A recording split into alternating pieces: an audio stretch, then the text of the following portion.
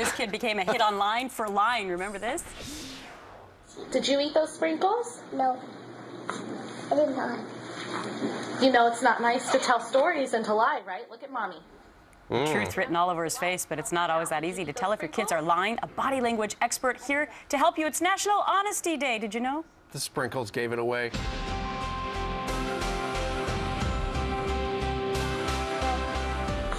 I did not. You know it's not nice to tell stories and to lie, right? Look at Mommy. You're not supposed to lie. Tell me now. Well, that Did video you went eat those viral. The lying kid with the truth written all over his face. Those little sprinkles. But it's not always that easy to tell if your kids are actually fibbing. Today is National Honesty Day. I guess it's the one day you really have to be honest. And we're on a mission to help parents figure it out. Susan Constantine is a body image expert and the author of The Complete Idiot's Guide to Reading Body Language. Good morning to you. Good morning. How are you? I'm fantastic. So I guess it was a dead giveaway with the sprinkles on that little boy's face, but do you have any thoughts on why he would think he would be able to get away with it? You know, first of all, the risk was outweighing, the reward was outweighing the risk. So, you know, he really thought he could pull over a great big whopper on his mother, even though he even had the evidence on his face. But here's the thing. His little horns were poking through his halo, and these little kids generally score higher on their SAT tests. Ah, so the tougher parenting may pay off a little bit later on. Let's do some signals to find out for parents out there if your child is lying to you. They angle away from you, or they rub their hands or hair unusually. What do you mean? Well, first of all, what we're looking for is changes in behavior. So we know how they normally would respond in a normal situation. And all of a sudden, we're looking for little deviations. So what we notice is that they want to escape. Generally, it's towards the door and out of the room, so they'll angle or shift their bodies away. Their excessive nervousness, they'll rub their fingers together, they'll stroke their hair. They may even put their hands over their mouth. These are little things, little clues that your little one is lying to you. Okay, now what about when they reach a little bit older? Because my kids are now getting to that point where they're 8 and 9, and so lying Yes. can mean something different, right?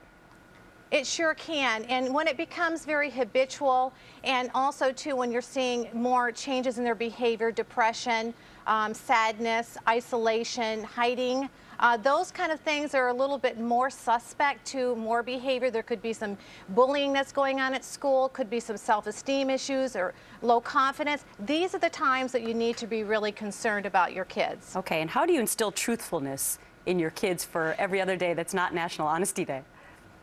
Well, the first thing you want to do is to really instill truthfulness. And you need to also explain to them why it's important for them to tell the truth later in life. And when we do this, we need to also do it in love, okay? Because when we're so harsh, we're actually giving our kids an incentive to lie. So the thing is to provide a safe environment for your kids to share so that they actually will tell you things that are bothering them and not create so much fear and demand on your kids. Yep. Okay. It's very good advice. Susan Constantine, body image expert and author, The Complete Idiot's Guide to Reading Body Language. Thanks much for your time today. Thank you. John, look at me. Not. Did you eat those sprinkles? No, I did not. You know it's not nice to tell stories and to lie, right? Look at Mommy. Because there's a sprinkle under your schnoz, son. That video went viral, the lying kid with the truth written all over his face.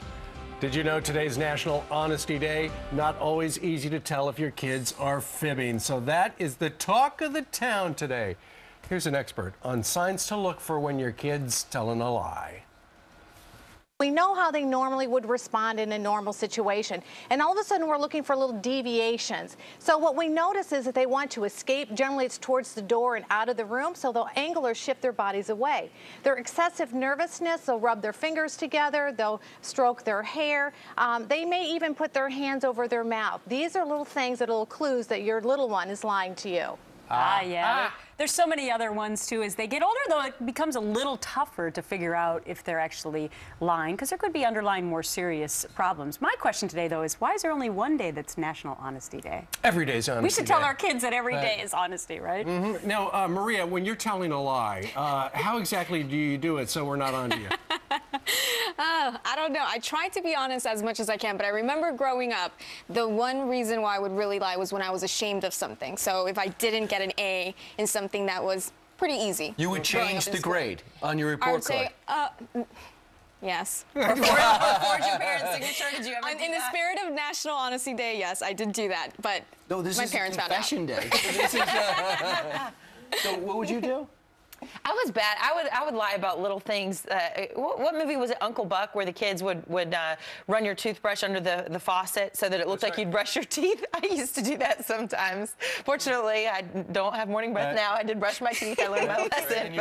But I would tell my parents that, yeah, I brushed my teeth. I remember my daughter Sally, when she was about 3 or 4 years old, she lost her retainer. She had, they were trying to correct her bite. And so we said, hey, where is your retainer? And she looked up and she goes, the birdies took it.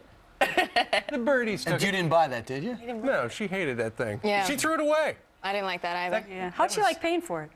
The second time around. You get the first one free. That's no, yes, and then the second one costs you something. That's She why. never lost that one. Yeah, I guarantee you. Well, we probably could go on and on about all our kids' little stories, but we're out of time. So next on the update on Mitch McConnell's invitation for a drink, 3 minutes away, right back. He should use a buddy cup.